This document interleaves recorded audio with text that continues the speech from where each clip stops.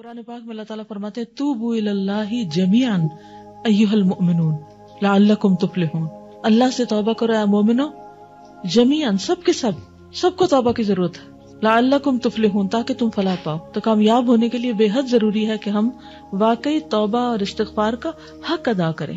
जब आप तौबा इस्तिगफार करें, अपना गुनाह याद करें, उस पर रोएं, क्योंकि ये तो हम कहने के काबिल ही नहीं कि मैंने तो कभी गुनाह नहीं किया और मेरा तो गुनाह है ही कोई नहीं, मैं तो बिल्कुल मासूम पाक दामन हूँ। ये हम हैं नहीं, हम हैं गुनाहगार।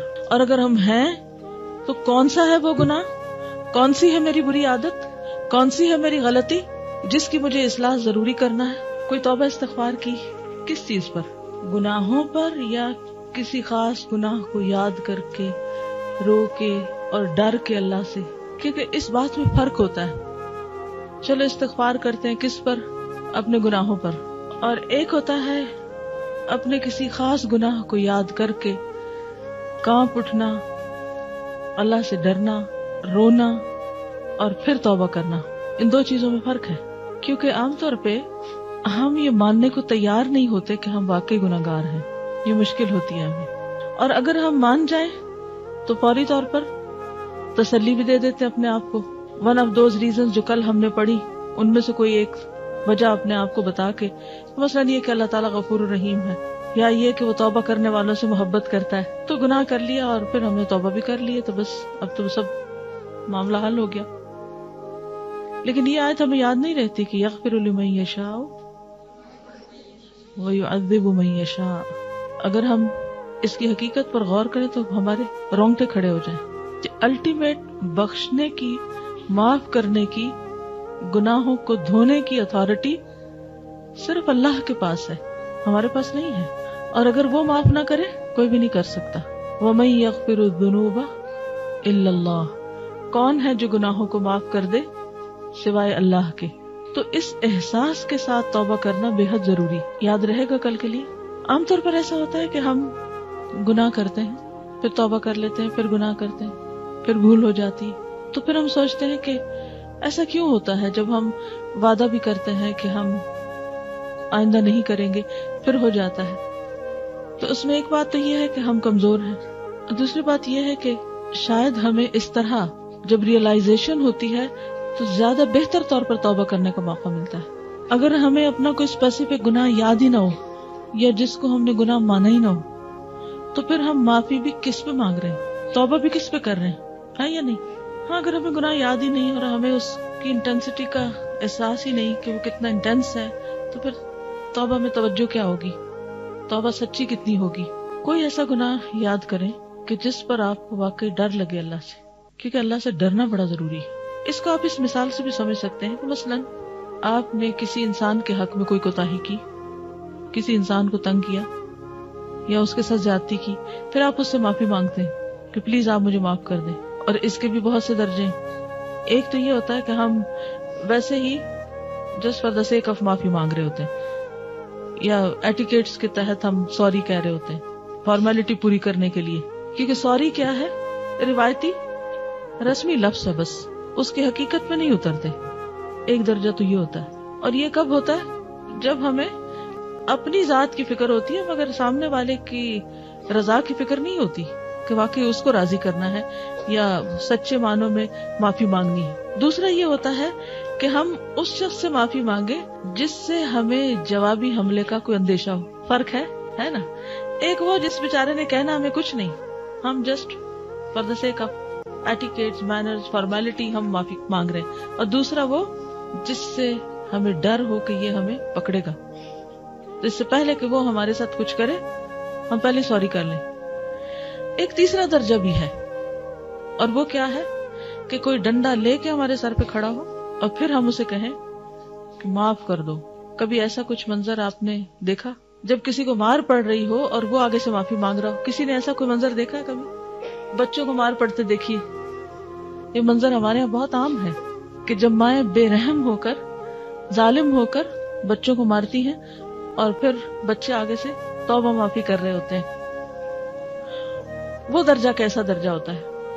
उसमें रोना धोना होता है, रोना धोना भी होता है, उसमें बाज़ हद तक सच्चाई भी होती है, क्योंकि उस वक्त तो वाकई ईमानदारी से माफी मांग रहे होते हैं। اس سے آگے کوئی درجہ ہے کہ جب آپ سے کوئی ایسا شخص ناراض ہو جائے جو آپ کو بے حد محبوب ہو، وہ زبان سے بھی کچھ نہ کہے لیکن ناراضگی اس کی شدید ہو، اس وقت کیا کیفیت ہوتی ہے؟ اس وقت گلٹ کی یا سوری کی یا معافی مانگنے کی کیفیت کس طرح ہوتی؟ کیا پہلے درجے کی طرح، دوسرے کی طرح، تیسرے کی طرح؟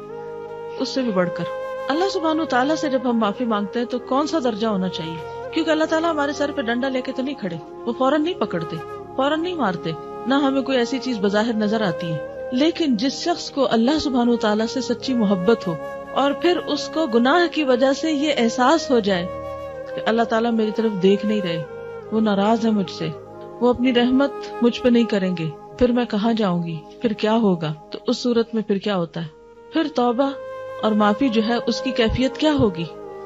آپ سمجھ رہے میری بات کہ نہیں سمجھ رہے؟ کیا تصور میں آ رہا ہے؟ کچھ گناہ ایسے ہیں نا کہ جن کے کرنے والے کی طرف اللہ سبحانہ تعالیٰ دیکھیں گے بھی نہیں، قیامت کے دن نہیں دیکھیں گے، تو دنیا میں بھی نہیں دیکھیں گے، دنیا میں بھی اللہ تعالیٰ منہ موڑ لیتے ہیں اس شخص۔ کوئی ایک ایسا کام بتائیے، وَلَا يَنظُرُ إِلَيْهِمْ يَوْمَ الْقِيَامَةِ، کہ وہ قیامت کے دن ان کی طرف دیکھے گا بھی نہیں۔ کوئی ایک ایسا عمل بتائیے کہ جس کے کرنے والے کی طرف اللہ قیامت کے دن نظر اٹھا کر بھی نہیں دیکھے گا۔ وَإِذَا الْمَوْءُودَةُ سُئِلَتْ بِأَيِّ ذَنبٍ قُتِلَتْ، قتل کرنے والے کو نہیں پوچھا جائے گا، اس سے اللہ بات نہیں کرے گا بلکہ بچی سے پوچھے گا۔ اور دیکھیے تکے سے بات نہ کیجیے، یہ مثالیں، یہ کام یاد کرانے کا میرا مقصد بھی یہی ہے کہ آپ کو اگر کبھی زندگی میں واسطہ پڑے کسی ایسے کام کے کرنے سے تو فوراً ڈر جائیں کہ اگر میں نے یہ کر لیا تو اللہ تعالیٰ سخت ناراض ہو جائیں گے اور وہ پھر میری طرف دیکھیں گے بھی نہیں۔ قَالَ اخْسَئُوا فِيهَا وَلَا تُكَلِّمُونِ، سورۃ المومنون میں آتا ہے کہ کچھ لوگوں سے اللہ تعالیٰ فرمائیں گے کہ تم دور رہو، اسی میں پڑے رہو، مجھ سے بات بھی نہ کرو، میں تم سے بات بھی نہیں کرتا۔ میرا سوال اگر آپ سمجھیں، میرا سوال یہ ہے کہ کسی ایک عمل کا نام بتائیے۔ سورۃ آل عمران 77، ان الذین یشترون بعہد اللہ، بے شک وہ لوگ جو اللہ کے عہد کو بیچ ڈالتے ہیں، وایمانہم ثمنا قلیلا، تھوڑی قیمت کے عوض، اولئک لا خلاق لهم فی الآخرہ ولا یکلمہم اللہ ولا ینظر الیہم یوم القیامہ۔ عصر کی نماز کے بعد جھوٹی قسم کھانا، کوئی دلیل ہے آپ کے سامنے؟ بخاری میں حدیث پڑھی ہے جی، تکبر کی وجہ سے ازار لٹکا کر چلنے والا، یعنی تہمد اپنا تکبر کی چال ایک طرح سے۔ ایسے شخص بھی اللہ کی رحمت سے محروم ہوگے کہ جو مرد عورتوں کی طرح یا عورتیں مردوں کی طرح مشابہت اختیار کریں۔ جی ہاں، احسان جتانے والا۔ باقی چیزیں تو ہو سکتا ہے کہ آپ ازار پہنتے نہ ہو لمبا تہمد، یا یہ کہ آپ سودا نہ بیچتے ہوں، یا یہ کہ آپ اللہ کے عہد کو نہ بیچتے ہو، لیکن یہ ایک کامن چیز جو ہمارے ہاں عام طور پر پائی جاتی ہے کہ کسی کے ساتھ احسان کر کے پھر اس کو احسان جتانا، کسی کو کچھ دے کر پھر اسے اذیت دینا۔ سوچئے کبھی آپ نے تو ایسا نہیں کیا کسی کے ساتھ کہ کسی کو آپ کچھ دیں، مال میں سے کچھ دیں اور پھر احسان جتائیں اور اس کو دکھ دیں اور اذیت دیں۔ لا تبطلوا صدقاتکم بالمن والاذی، بالکل، یعنی یہ بڑی کامن سی بات ہے نا کہ بہن بھائیوں میں بھی عام طور پر ایسا ہوتا ہے کہ ایک دوسرے کی کسی موقع پر مدد کر دیتے ہیں اور پھر اس کے بعد ٹھیک ٹھاک جتاتے ہیں اور اذیت دیتے ہیں۔ والدین بھی بعض اوقات ایسا کر رہے ہوتے ہیں، وہ بھی ٹھیک نہیں ہے۔ والدین کی ذمہ فرض ہے کہ اولاد کے اوپر خرچ کریں۔ یوزلی لوگ اپنے سے نیچے والوں کے اوپر احسان جتاتے ہیں، یہ زیادہ کامن ہے۔ یا کوئی کسی کا ضرورت مند ہوتا ہے تو اس کو اذیت دیتے ہیں، ان کو بھی نہیں کرنا چاہیے۔ تو کیا آپ چاہیں گے کہ قیامت کے دن اللہ تعالیٰ آپ کی طرف نظر بھی اٹھا کے نہ دیکھے اور آپ سے بات بھی نہ کرے اور سخت ناراض ہو جائے؟ لیکن دنیا میں ہم نے ایسے گناہ کتنی دفعہ کیے ہوں گے اور کبھی ہمیں احساس ہوا کہ ہم نے گناہ کیا ہے، کبھی ڈر لگا، کبھی معافی مانگی، کبھی روئے اس پر، کیونکہ ہم یہ ساری زیادتیاں کرنے کے بعد کیا کہتے ہیں؟ اللہ معاف کر دے گا، یا پھر یہ ہے کہ نہیں میری نیت اچھی تھی، میں دل کی بہت صاف ہوں، بہت جنرس ہوں۔ بھی کیا فائدہ ایسی جنراسٹی کا؟ بعض اوقات احسان جتا کر ہم یہ بھی نہیں مانتے کہ ہم احسان جتا رہے تھے، ہم کہتے ہیں ہم تو صرف تمہیں بتا رہے تھے۔ بعض اوقات رشتوں کے معاملے میں بہت ایسا ہوتا ہے۔ تو توبہ استغفار میں جب آپ توبہ استغفار کریں، اپنا گناہ یاد کریں، اس پہ روئیں، کیونکہ یہ تو ہم کہنے کے قابل ہی نہیں کہ میں نے تو کبھی گناہ نہیں کیا اور میرا تو گناہ ہے ہی کوئی نہیں، میں تو بالکل معصوم پاک دامن ہوں۔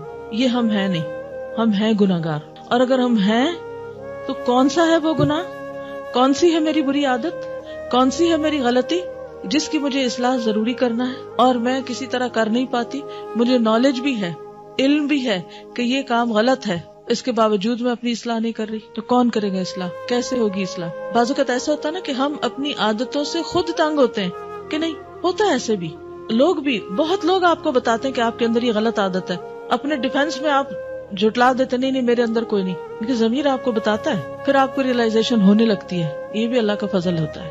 پھر وہ ہو گئی، پھر اس کے بعد اب کیا موقع ہے کہ کیا کریں؟ اصلاح کریں، لیکن کوئی کوشش کارگر نہیں ہو رہی، تو پھر کیا کرنا ہے؟ خوب رو کے اللہ سے دعا کرنی ہے کہ اللہ تعالیٰ مجھے اس سے نکال، میں یہ برداشت ہی نہیں کر سکتی کہ قیامت کے دن آپ میری طرف نہ دیکھیں یا میں آپ کا دیدار نہ کر سکوں۔ یعنی انسان کانپ اٹھتا ہے نا کہ قیامت کے دن اللہ تعالیٰ یہ کہہ دے کہ چونکہ تم نے فلاں غلط کام کیا تھا اس لیے آج تم مجھے نہیں دیکھ سکتی۔ اور آپ کو پتا ہے کہ جنت کی ہر نعمت سے زیادہ خوشی والی چیز اللہ کا دیدار ہے، تو اس لیے بے حد ضروری ہے کہ ہم توبہ استغفار کی حقیقت کو پہنچیں اور واقعی صحیح معنوں میں توبہ کریں اور اللہ کے ڈر سے کریں، کیونکہ بعض اوقات ہم جب ایسی آیات بھی پڑھ لیتے ہیں نا کہ توبہ استغفار کرنے کے دنیا میں بہت فائدے، تو وہاں بھی ہماری پھر ساری نیت کس طرف چلی جاتی ہے؟ دنیا حاصل کرنے کی طرف، کیونکہ ٹھیک ہے استغفار کریں گے تو رزق زیادہ ملے گا، استغفار کریں گے تو اولاد اچھی ہوگی، استغفار کریں گے تو نعمتوں کی فراوانی ہوگی، بہت اچھے، لیکن ہم نے ان نعمتوں میں دنیا میں کب تک بیٹھے رہ جانا ہے؟ تو صرف دنیا کی خاطر بھی نہیں، اس سے آگے آخرت کی منزلوں کے لیے استغفار کریں کہ یا رب اس دن تو ہمیں رسوا نہ کرنا، اس دن کی شرمندگی سے بچانا، اس دن کی ناراضگی سے بچانا۔ سبحانک اللہم و بحمدک نشہد ان لا الہ الا انت نستغفرک و نتوب